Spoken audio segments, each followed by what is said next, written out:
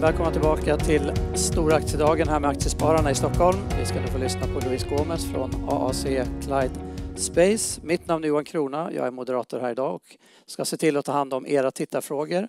Så ställ gärna dem genom att skicka sms eller i YouTubes chattfunktion. Nu lämnar jag över till dig, Luis Gomes. Warm welcome, stage is yours. Thank you very much. Good morning, everyone. Thank you for your time and thank you for coming and hearing me talk a little bit about what we are doing at AAC Clyde Space. So today I will talk to you about satellites, but mostly I'll be talking about data. And the space sector is growing very quickly, so this is a sector that has been driven by the need for more data, for more information, and because of that it is growing at a rate that is higher than other industries, and it is predicted that it will be worth about $1 trillion by 2040. And this is driven, as I say, by all the applications that we sometimes don't think about, but that are based on space technology and space information, space gathered data. Many of you will have used your bank cards to do some transactions today, to pay for something. The timing for that comes from satellites. The way that we synchronize our world is done via satellite. The way we actually monitor our crops and we develop we make sure that we've got enough food for everyone is very much driven by space and space information. And because of this need for more data, this increasing need for information, we are actually growing the number of satellites. We are building more and more satellites nowadays. We started with having very few, very large satellites in the 1950s, 1960s, 1970s. And nowadays we are actually doing very small satellites, but lots of them. Rather than a few satellites, rather than one or two, we are doing thousands of satellites. And what that is doing is that is driving the market, that is driving our industry, it's making it grow. So you see on this plot, you see the growth, the exponential growth expected for satellite numbers. And that, of course, is very good news for companies like ours. So what AAC Clyde Space does is we build satellites, we design satellites, we sell components for satellites, but mostly we sell data and services from those satellites. And because of the growth in the number of satellites, because of the growth in demand for information and for data from space, we are growing with that demand. So as a company, we produce everything. We design our own components, we design our own satellites, and then sometimes we sell those components and those satellites. But we also actually build our own satellites. We've got our own sources of data and information. And then we sell data and information to a variety of customers. So this is a great opportunity. The space industry is growing faster than it ever did. This is actually the time to invest in space. This is a time where we are actually seeing the future of how we will monitor, how we manage our planet, how do we manage all our lives from space starting to actually develop. And companies like ours, companies that actually can design and build and implement and deploy satellites, are in a particularly good position to benefit from that growth. As a company, we have grown quite substantially. Over the last 18 months, 19 months, we went from having two sites, our headquarters in Uppsala and our production facility in Glasgow in Scotland. We are now present in 5 different countries. We now have 6 companies in the group, and this is done in a logic of actually bringing capabilities, different capabilities that we needed to service our markets. So you'll see there that we now are present in 3 different continents. Some of this is about geographical footprint, but it's also about unique capabilities. Some of these companies brought in technology, some brought constellations. So for instance, Space Quest in the US that we acquired last year actually brought already some satellites delivering data and delivering services. And more recently, we actually expanded into South Africa. And the objective there was to bring in to the company not only a specific capability to develop new technology for instruments and payloads, but also to actually give us geographic footprint in Africa. Africa is a continent that will benefit immensely from space and space data. The challenges that as a continent Africa faces are very difficult to actually manage in any other way. So it is a continent that has a huge potential for growth for the space technology. So not only we are actually bringing in-house a capability, a technology, and a capability that we didn't have in the form of advanced radio communication systems, but we are also actually expanding our footprint. And that has been very much our strategy in terms of expansion. Is this combination, this mixture of bringing a more advanced capability, more technology, some specific technology that we didn't have, but also bring in, expand our geographical footprint, bring in more people with different types of knowledge and different types of, that way opening different types of opportunities. So 2021, despite all the challenges that the industry faced, was still a year of significant progress for us. Not only we acquired a few key companies, and particularly a company in Gothenburg, Omnisys, that brought in advanced instrument capability for weather forecasting, but we also won several new contracts and extended some other contracts and some other grants that we had. We continue to work on, particularly on the public-private partnership we've got with the European Space Agency. But we also actually extended our offering of data to hyperspectral data. This is data that will be used for farming, for actually monitoring and detecting issues with crops around the world early on. So this was, of course, done in parallel with our new enhanced management structure. As we grow as a company, we have to actually develop our management. We have to improve the way we manage the company. We have to actually ensure that we are have all the capabilities, we have all the capacity, we have all the knowledge inside the group to actually manage this extended, more capable group of companies. And so recently we actually introduced a new management structure. We brought in a few new people to our team, strengthening several of our areas. So mainly the commercial, but also operations management. We introduced, for instance, a new HR director, something that we didn't have at group level. So this is a management for the group, for all the companies in the group. I apologize for not having a picture of our new HR director, but she started very recently, so we don't have an official picture yet. But there is an unofficial picture on our website. And then, of course, one thing that we actually decided that we needed also inside the group is a new VP for future programs. You see there on the right. Is in reality what Andrew is doing is developing our future offerings in terms of services and in terms of data offerings to the market. So he comes from that background. He was CTO of a company that did exactly that. And so he is actually in the group to strengthen our data offering and manage all of that side of the business. And of course, we continue to count on our very strong and very experienced board. We have a mixture of different capabilities, different experiences and backgrounds to support the work we do every day. And just because we recently released our Q3 report, just to give you a summary of that. So we have still increased our revenue in relation to last year.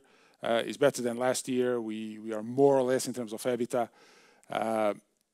We are worse than last year, but we are approaching we are working on our plan to actually be EBITDA positive for next year. The last quarter, of course, we suffered the same challenges that many others in the high technology sector have suffered. We have some issues with delays from suppliers that has actually delayed some of our revenues, and as such has reduced our EBITDA for the quarter. But this is something that we are still expecting to improve for next year. We are still maintaining our guidance this year for 200 million SEK overall in terms of revenue. And we are still maintaining our plan to be EBITDA positive next year and operational cash flow positive. And this is part of our continued evolution as a group. So we have announced some time ago that we are actually growing we intend by 2024 to be delivering about $55 million in revenue, actually about 500 million SEK. That was the number. And this is driven very much by growth in space data. So this is the space data as a service. This is data and information that we sell, so from our own satellites to customers around the world. Of course, our products and our hardware, our satellite business will continue to grow. We continue to see that growing.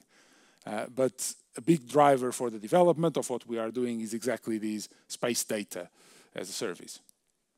And actually, that grows even faster after 2024. And something I would like to talk to you a little bit about is where are we going? What is the next stage for our company? I mentioned this on one of the investor reports, and I've been asked for these frequently. But what we have been looking is how do we actually accelerate the growth of our company, and taking opportunity of, as I mentioned at the beginning, of a sector that is growing faster than many others, a sector that is actually becoming more and more critical for everyone. And so we have been looking at how do we actually go from our ability to build and operate satellites, deliver services, and how can we actually achieve a much bigger growth going forward. And so we have identified three main areas of growth in the service side, in the data supply side. These are not the only ones. These are the biggest ones that we have identified and the ones that we are focusing.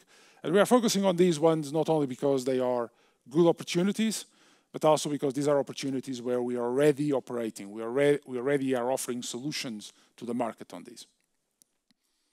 And if you look at these in terms of the markets, the farming, the agricultural, monitoring crops, precision agriculture is a market that is growing. The expectation is that this market will grow to over $1 billion by 2030. And this actually is a conservative estimate. This is just about data. The services associated with delivering information to farmers, delivering information to people that manage forests, particularly in an environment of climate change, of environmental challenges, the growth is actually expected to be much bigger. At the same time, weather forecasting is also growing. The need for better data for weather forecasting is growing exponentially.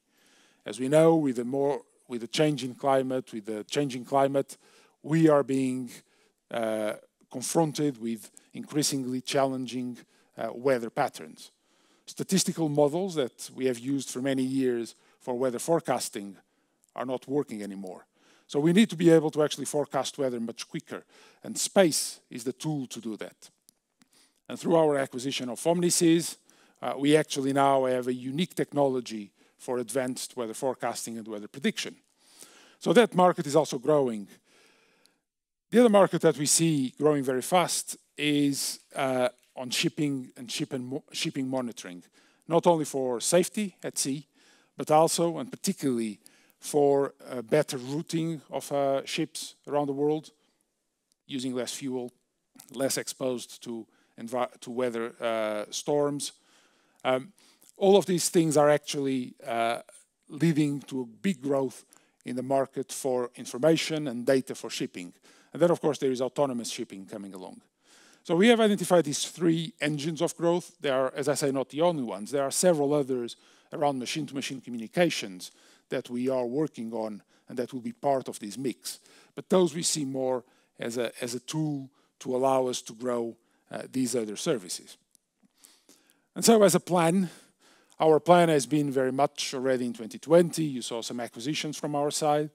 I mentioned there particularly Hyperion and SpaceQuest. These are companies that brought new technology for our group, things that we needed. So Hyperion, for instance, brought laser communication technology. This is something that will be key in the future as we have more challenges in using bandwidth and spectrum. SpaceQuest gave us that geographical footprint in the United States, but also brought space data as a service. It also brought satellites already delivering services to customers.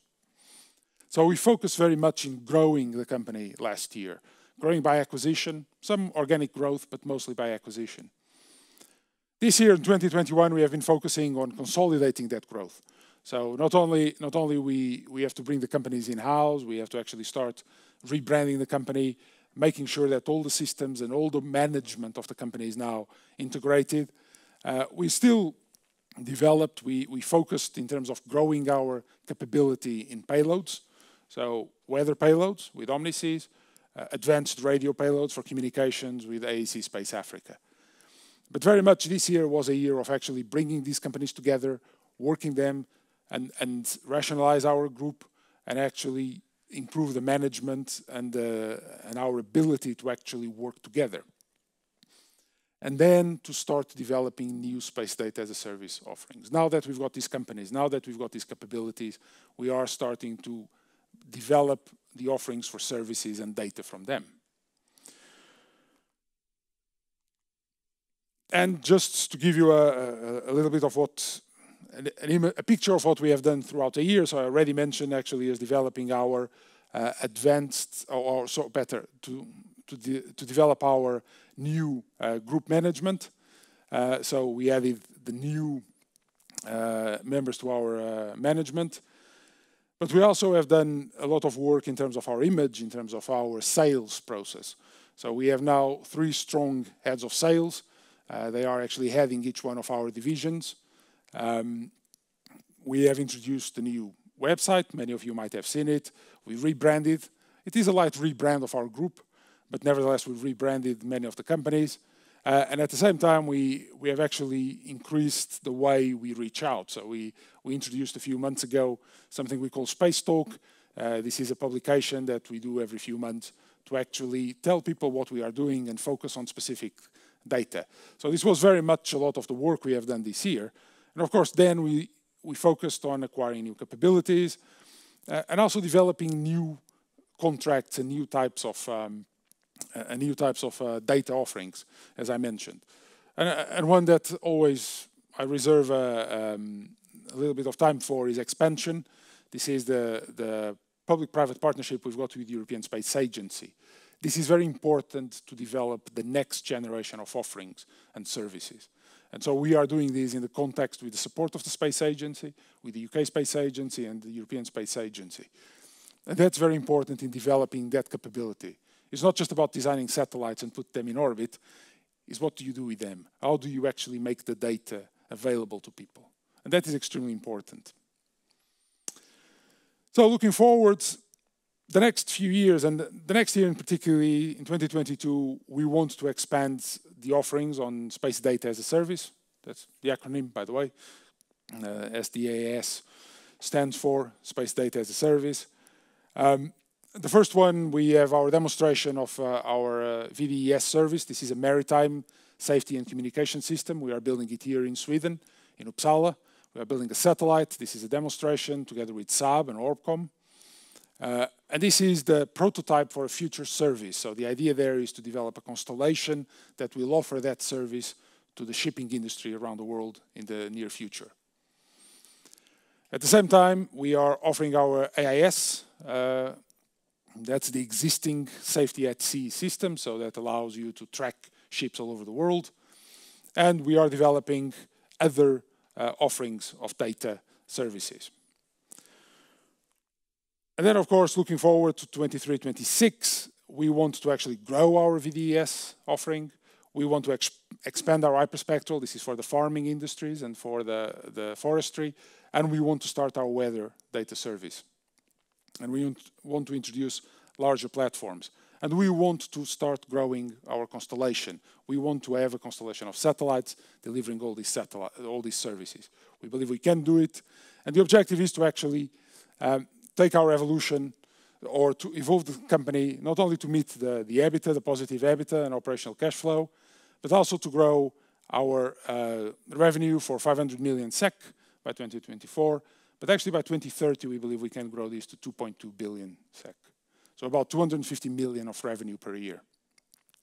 And our mixture of products will grow very much towards space data as a service. That will be the driver, the engine that will drive our investment, our revenue for the next few years. And what this will see is us having a constellation of satellites, several tens that will be delivering a variety of products to our customers all over the world. So, in conclusion, thank you very much.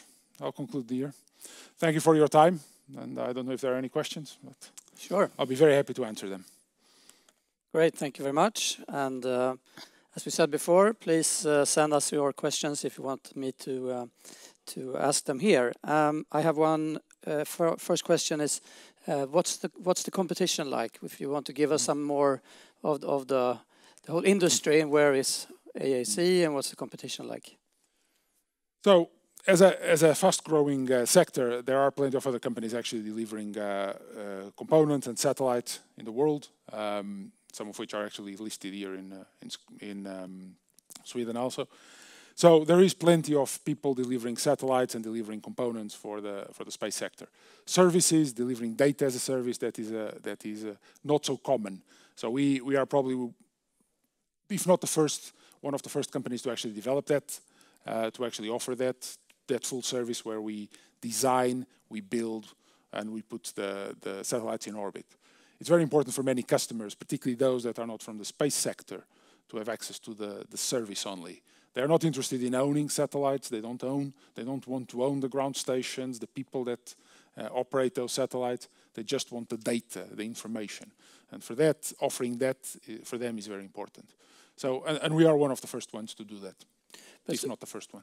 And what's the sort of unique capabilities that you have there? Because I guess the other players that you have in the industry, they're also looking at this, the data part of providing that to the users. So if you want to elaborate on that. So our uniqueness is the fact that we actually design our own components and payloads and satellites. So we are able to actually create custom designs that actually answer the needs of the customers for data. So we are not selling just one type of payload. We are not selling just one type of data. We can actually customize, and we have that ability to do that in-house. And the other thing, and that also we have, and that is not that common, is experience. The ability to actually do these things reliably in space requires time and experience. And we have been around for quite some time. Some of the companies in our group have been operating since the 1990s. The majority are a bit younger, but some of them started in the 1990s. So you have a huge amount of experience of how to build and design successful spacecraft. And how many satellites have you right now in space?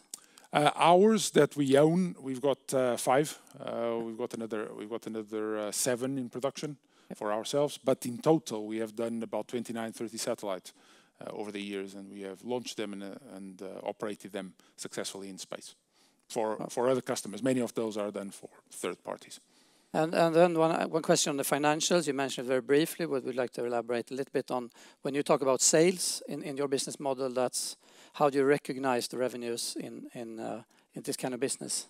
We recognize revenue as we make progress on the projects. So we have a full process to do that. So we are very sometimes people say that we are even a little bit pessimistic on the way we recognize revenue, but we are prudent, and we actually do it in a very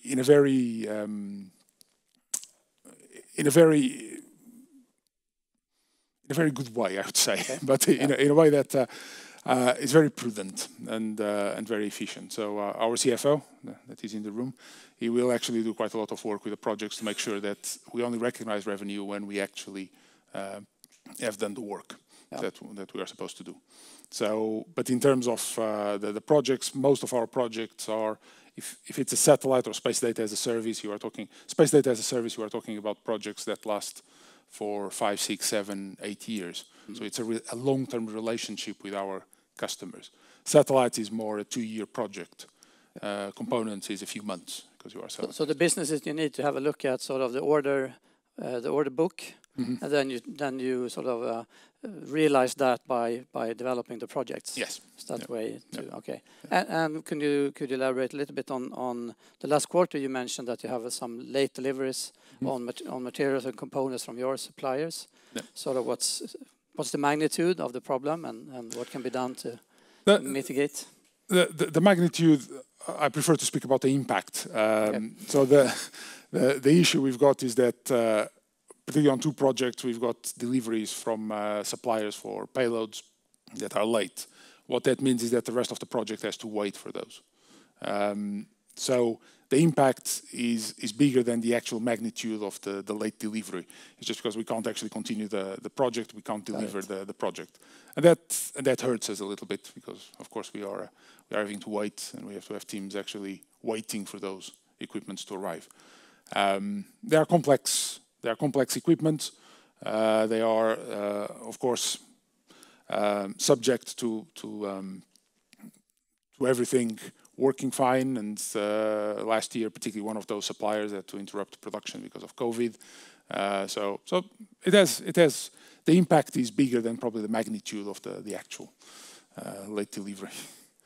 And what's your sort of is this still something you need to take in consideration, or is it, do you see that it's starting to normalize?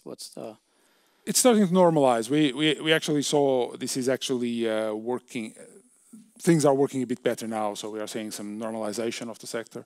Of course, the issue with the delivery of semiconductors and particularly integrated circuits is starting to have some impact across the industry. We haven't suffered much about that yet, but we have seen some impact. And so we expect some normalization throughout 2022. It's what we are expecting. We have a question from the audience, and the question is there any more plans for more M&A the coming years? The answer I've given to that is we are not looking for, but if there is an opportunity that actually strengthens the group and actually brings in a capability that we don't have, we will do it. But it's not something that we are looking for. We are not scouting the market. But if there is an opportunity, if someone comes to us and says, "Okay, I've got this capability that is unique and it will strengthen your group," then yes, we'll look into it, of course. Okay. We'd like to mention something about how is the ownership of AAC. I can mention just to say that we've got a large number of shareholders. So we've got about 14,000, I believe, shareholders. We've got it's a very dispersed ownership, and we do have a few investors that have larger amount of shares, but it's a very spread ownership. And yes, we would like sometimes to consolidate that a little bit. It would probably be a bit better for the group, but that's not our decision. Sure. So one final question then. So how much is owned in the management team? In the management team, there is a certain amount that is owned. I get that question many times, but we do have some shares. We do have a certain amount of shares. Actually, right now, one of our biggest single shareholder is part of the management team. That's Dr. Dino Laurentini. He actually owns, I think, about 14%, I believe, of the shares of the company. He actually sits on the management team. So the rest of us have a few shares. I believe that we buy as when and we can. Okay, great. So our time is up. Thank you very much for the presentation and answering our questions. So thank you very much. Thank you for your time. Thank you, everyone. Thank you. Thank you.